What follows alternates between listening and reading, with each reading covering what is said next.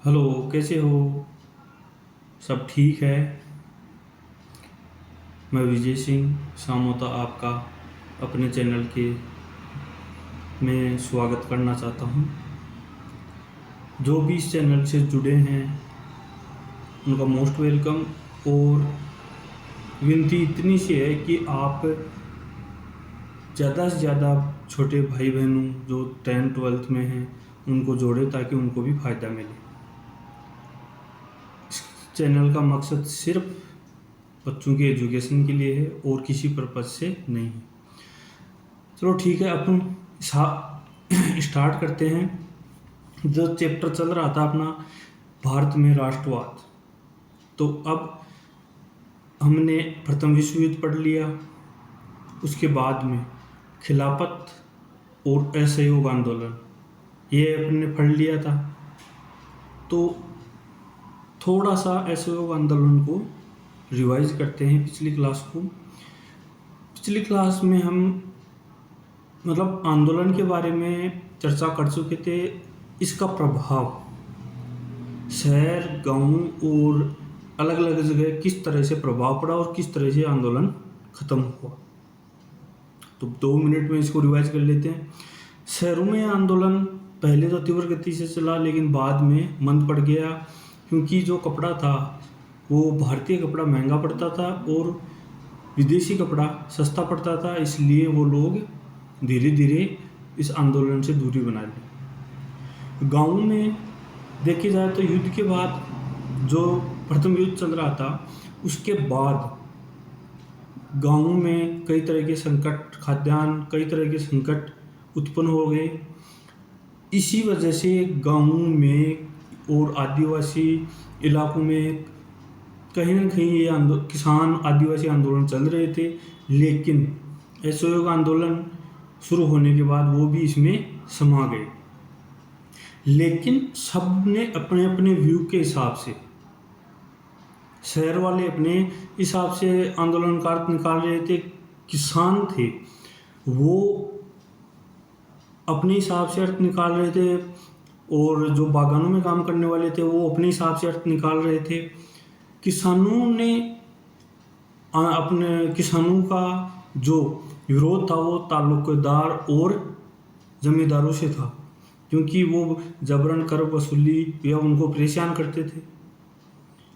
तो हम बात करें अवध की, तो अवध में भी किसान आंदोलन चल रहा था जिसमें सन्यासी बाबा रामचंद्र नेतृत्व कर रहे थे। अब यहाँ पे ध्यान देने वाली बात है, 2 वर्ड आए हैं जो इंडेक्स में हैं, उनको हम नेग्लेक्ट नहीं कर सकते क्योंकि वो एग्जाम में पूछ सकता है। बेगार एक शब्द है, बेगार जिसका अर्थ है बिना परिश्रम के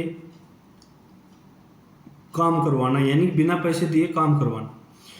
एक है गिरमिटिया मजदूर, जो बाबा रामचंद्र, सन्यासी बाबा रामचंद्र गिरमिटिया मजदूर थे। गिरमिटिया का अर्थ है कि औपनिवेशिक देशों के लोगों को मजदूर बना के फिजी, वेस्ट इंडीज इन देशों में लेके गए थे जहाँ उन्हें परमिट दिया गया। उस परमिट को एक गिरमिट समझते थे और गिरमिटिया मजदूर हो गए, इसलिए इसका ध्यान रखना। तो ये खिलाफ किसके थे? ये तालुकेदार और जमींदारों के खिलाफ था ये इनका अवध के किसानों का आंदोलन। तो उन्होंने बाबा रामचंद्र के नेतृत्व में इनका सामाजिक बहिष्कार, इनका तालुकदारों और जमींदारों का सामाजिक बहिष्कार करने का फैसला लिया गया। इसमें कुछ जैसे नाई धोबी, इन्होंने इनका सुविधा देने से मना कर दिया। उसी समय जून 1920 में जवाहरलाल नेहरू ने अवध का दौरा किया और उसी समय अवध किसान सभा का गठन किया गया। तो ये क्वेश्चन पूछा जाए, अवध किसान सभा का गठन किसने किया? तो उसमें बाबा सन्यासी रामचंद्र और जवाहरलाल नेहरू अन्य थे। लगभग इसकी शाखाएं 1 महीने में 300 के लगभग हो गई।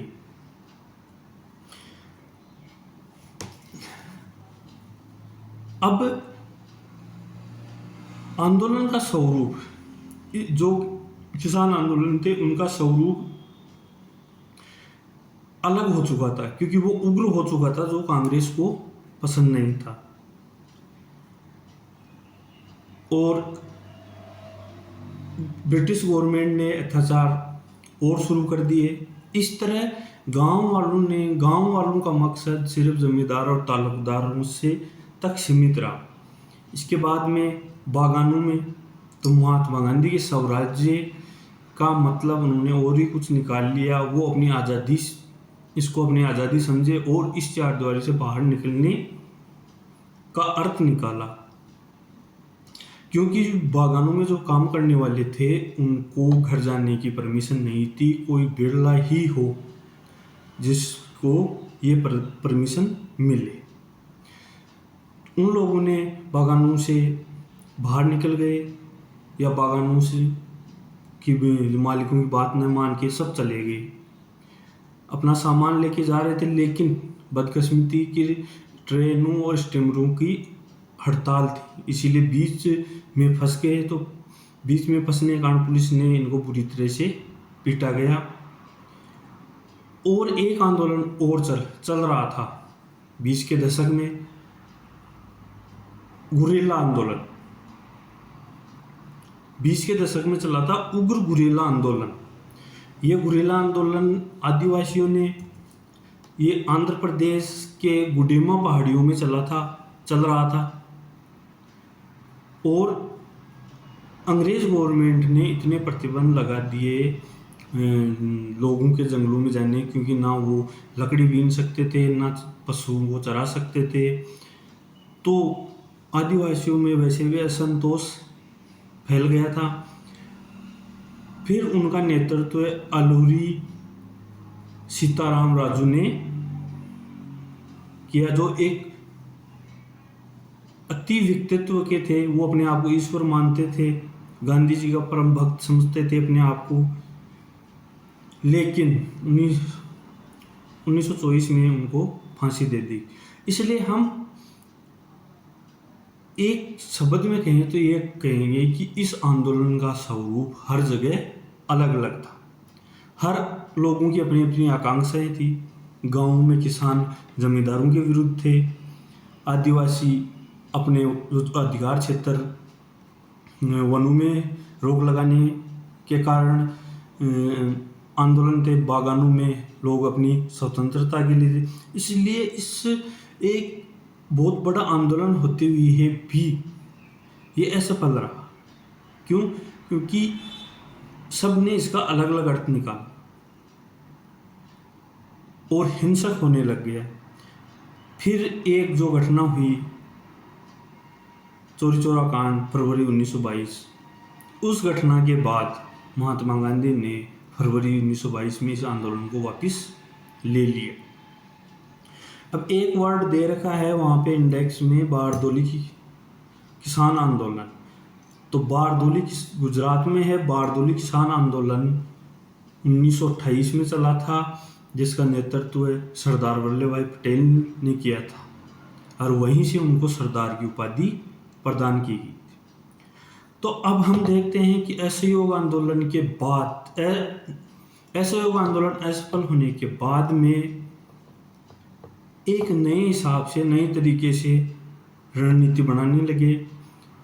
फिर तीसरा अपना सबसे महत्वपूर्ण पॉइंट है सविनय अवज्ञा आंदोलन। अब एक बार आप अर्थ दोनों में डिफरेंस समझो। असहयोग का मतलब था सहयोग करना ही नहीं है। सविनय अवज्ञा मतलब कानूनों की पालन नहीं करना। दोनों में अर्थ आ गया।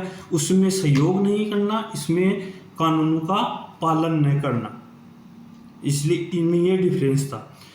इसी प्रकार 1922 फरवरी 22 में महात्मा गांधी ने आंदोलन वापस ले लिया, क्योंकि आंदोलन बहुत ज़्यादा हिंसक हो चुका था। महात्मा गांधी का मानना था कि सत्याग्रहियों को और ज़्यादा प्रशिक्षण की ज़रूरत है। कांग्रेस के नेता भी, कुछ नेता थक चुके थे जनसंघर्ष से।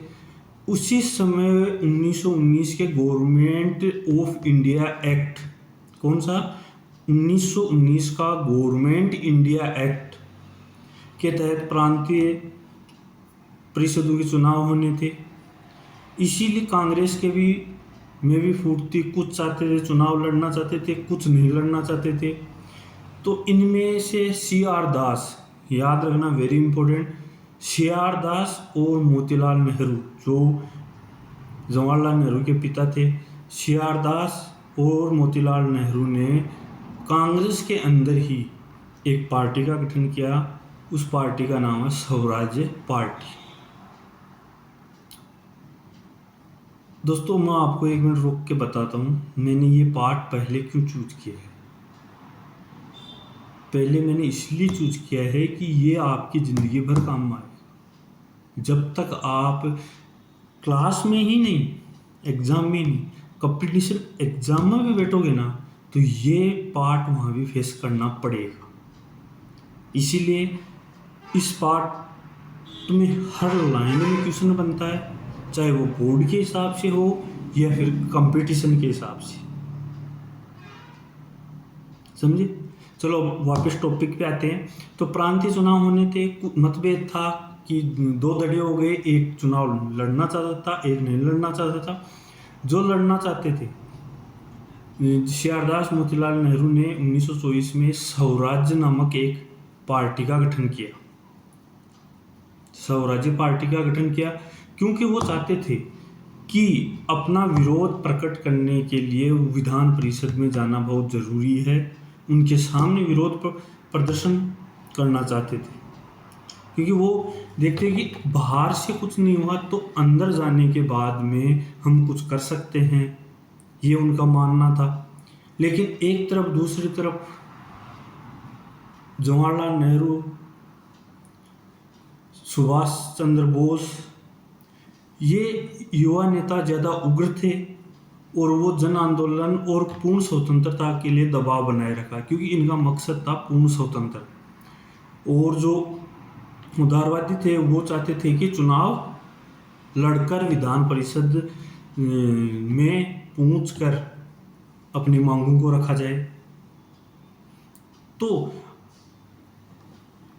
इस तरह बहस चलती रही। फिर 20 के दशक की राजनीति में एक बार फिर, मतलब उसी टाइम में 20 की दशक, यानी कि जो लगभग 1925 के बाद में विश्व आर्थिक मंदी का बहुत ज़्यादा असर हुआ। 1926 से कृषि उत्पादन गिरने लग गए, यानी 1926 से, मैंने कहा 25 के बाद में 26 से कृषि उत्पादन गिरने लगे। 1930 तक आते आते तो वो धराशायी हो गए, निर्यात गिर गया, किसानों को अपनी उपज बेचना और लगान चुकाना भी भारी पड़ने लग गया। यानी कि 1930 में ग्रामीण इलाकों में बहुत भयंकर उथल पुथल मच गई विश्व आर्थिक मंदी के कारण, क्योंकि गवर्नमेंट या जो अंग्रेज थे वो किसी भी कीमत पर लगान नहीं छोड़ना चाहते थे। किसानों के पास लगान तो क्या, खाने के लिए अनाज भी नहीं बचा था। तो ये एक स्थिति ऐसी बन गई। उस टाइम की परिस्थिति को देखे तो गांव में बहुत भयंकर उथल पुथल मच गई। इस पर ब्रिटिश गवर्नमेंट नज़र बनाए हुए थी, इस पर जो घटनाक्रम चल रहा था। तो वहाँ टोनी सरकार, यानी कि उस टाइम में टोनी की सरकार थी, तो उसने एक कमीशन का गठन किया। तो प्रधानमंत्री कौन थे? टोनी। और एक कमेटी का गठन किया गया जिसका अध्यक्ष सर साइमन था, और उसका कमेटी का नाम भी साइमन कमीशन था। जब ये भारत आया साइमन कमीशन, तो इसके विरुद्ध बहुत व्यापक आंदोलन हुआ, प्रदर्शन हुआ। क्यों?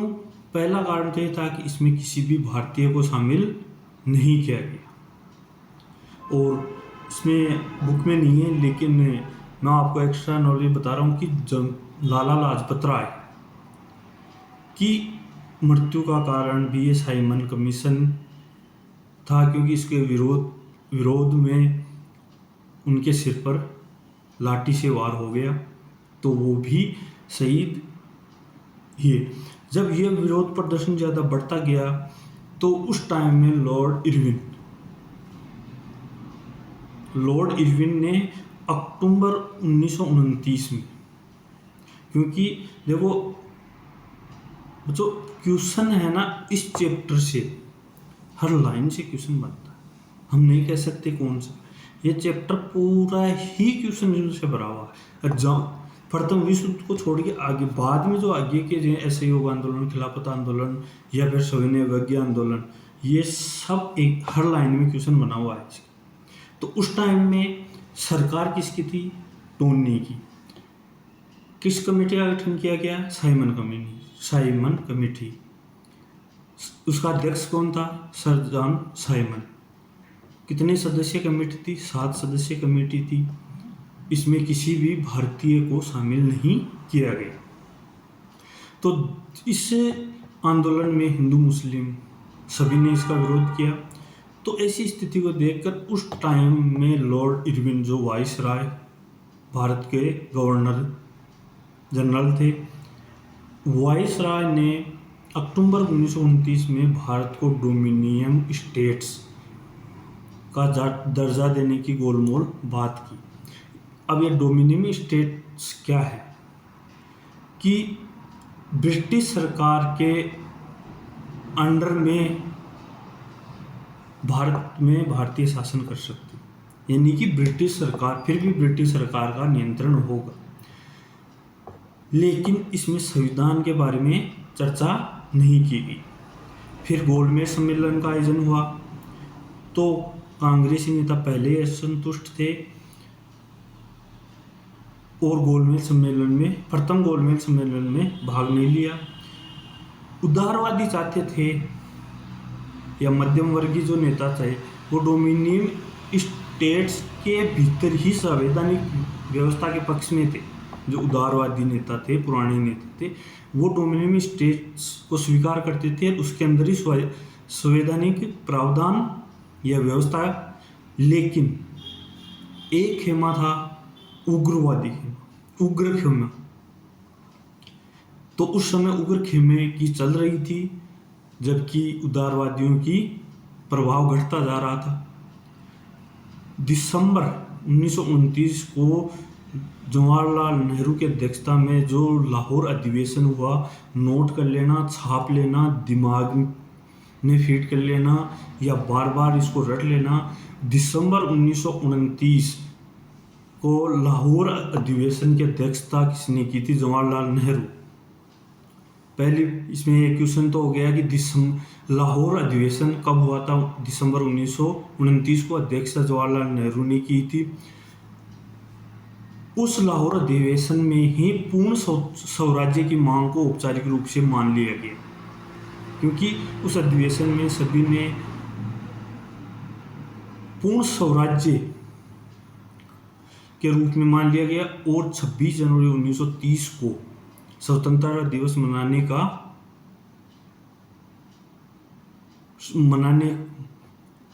का आदेश दिया गया, या मतलब मनाने का रूप में मनाया जाएगा। उसी दिन पूर्ण स्वराज्य के संघर्ष की शपथ लेंगे। तो ये किस अधिवेशन में हुआ? लाहौर अधिवेशन में। वहीं पूर्ण स्वराज्य की हुई। अब महात्मा गांधी कोई और रास्ता ढूंढना चाहते थे इसके लिए, क्योंकि वो चाहते थे ऐसा रास्ता हो जिसमें सभी लोग एकजुट। तो उन्होंने उनको सबसे अच्छा रास्ता लगा वो था नमक, क्योंकि नमक के उस टाइम में कर लगता था, इसलिए अमीर भी खाता था उसको और गरीब भी खाता था। तो नमक ही एकजुट कर सकता था, शक्तिशाली हथियार दिखा। 31 जनवरी 1930 को लॉर्ड वाइसराय इरविन को एक पत्र लिखा। किसने?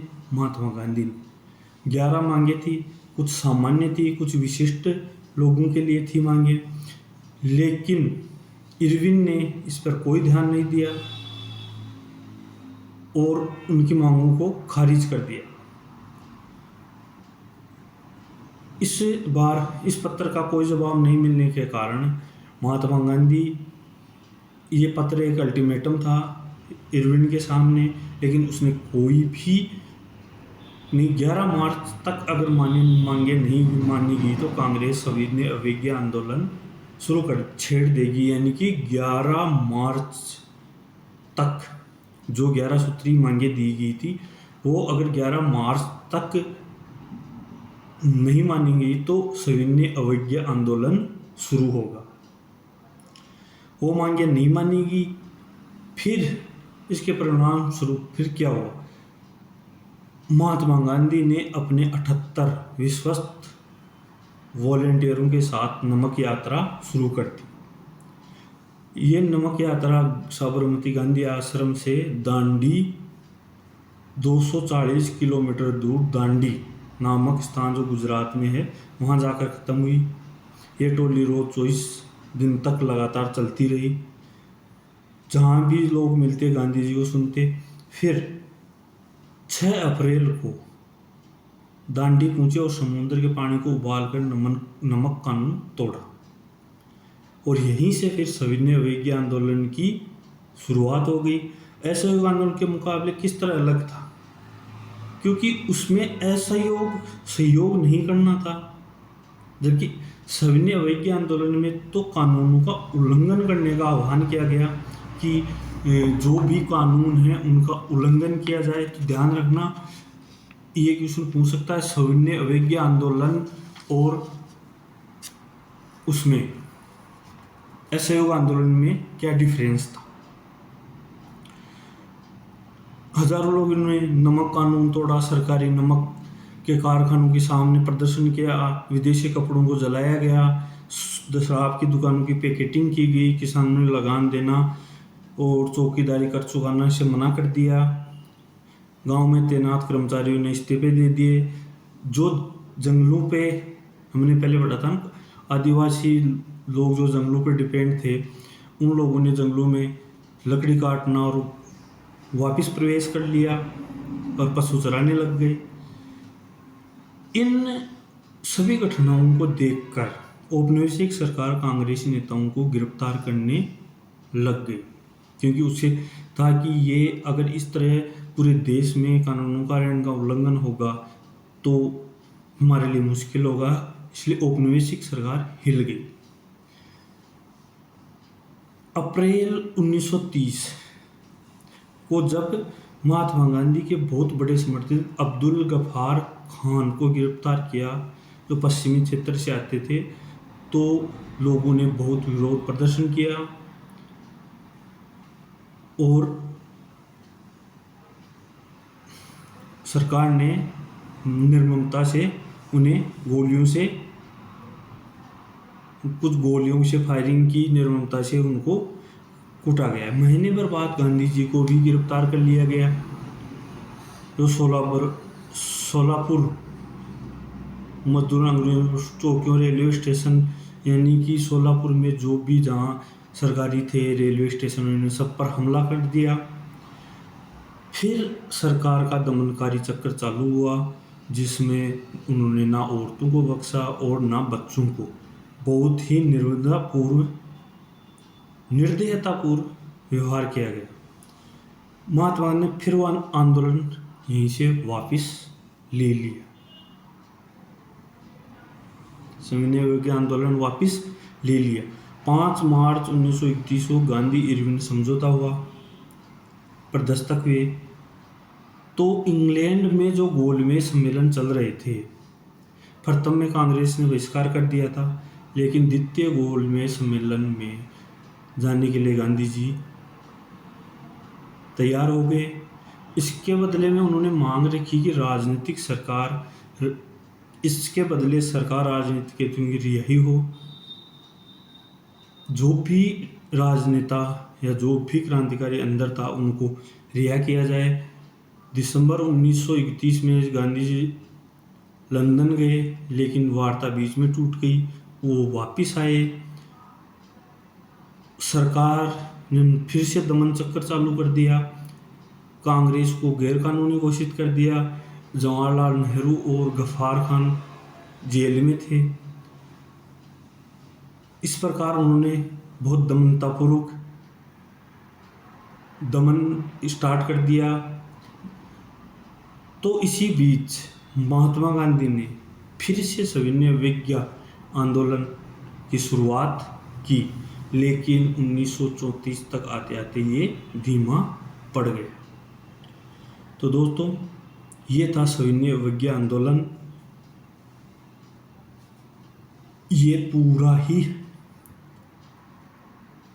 एक एक लाइन में क्वेश्चन है, मैं उसकी टेंशन मत लो। आप जो भी मैं जो बताऊंगा या जो मैं पढ़ाऊंगा या जो नोट्स दूंगा उनसे बाहर कुछ भी नहीं जाएगा, लेकिन आप इनको समझो, एक चैन बना हुआ, ये जिसे मैं बता रहा था ना, एक चैन बना हुआ आप इसकी। क्योंकि आंदोलन जैसे 15 में महात्मा गांधी आए, 14 में युद्ध चालू हुआ, 17-18 में जो चंपारण वाला वो था, 1921 में जनवरी 21 में असहयोग आंदोलन चला, फरवरी 22 में बंद हो गया। इस तरह 28 में साइमन कमीशन आया, 24 में स्वराज्य पार्टी का गठन हुआ, सी.आर. दास और मोतीलाल नेहरू, और 28 में साइमन कमीशन आया। फिर 29 में गांधी जी ने 11 सूत्री मांगे रखी, फिर दांडी यात्रा हुई, फिर नमक कानून तोड़ने के बाद में हर तरह के सभी तरह के कानून तोड़ने का आह्वान किया गया। तो इस तरह से हम सिस्टमेटिक ढंग से, इसलिए मैं चाहता हूँ मेरे छोटे भाई बहनों, मेरे साथी, ज़्यादा से ज़्यादा शेयर करो, जो भी देख रहे हैं लाइक करो, ताकि अपनी लाइव क्लास स्टार्ट हो जाए तो बोर्ड पर पढ़ाने का मज़ा ही कुछ और है। ओके, मैं हूँ, टेंशन मत लेना। और सब्जेक्ट है ना, इनको हल्के में मत लो, चाहे एसएसटी हो, चाहे हिस्ट्री हो, चाहे पॉलिटिकल, सब अपने अपने जगह पर, सबका अपनी अपनी जगह पर महत्व, अपना अपना महत्व है। थैंक यू, धन्यवाद। फिर मिलते हैं। वीडियो अच्छा लगा तो लाइक करना, शेयर करना और सब्सक्राइब करना, और ज़्यादा से ज़्यादा बच्चों के पास शेयर करना, ताकि उनकी पढ़ाई और भी मजबूत हो। थैंक यू, धन्यवाद।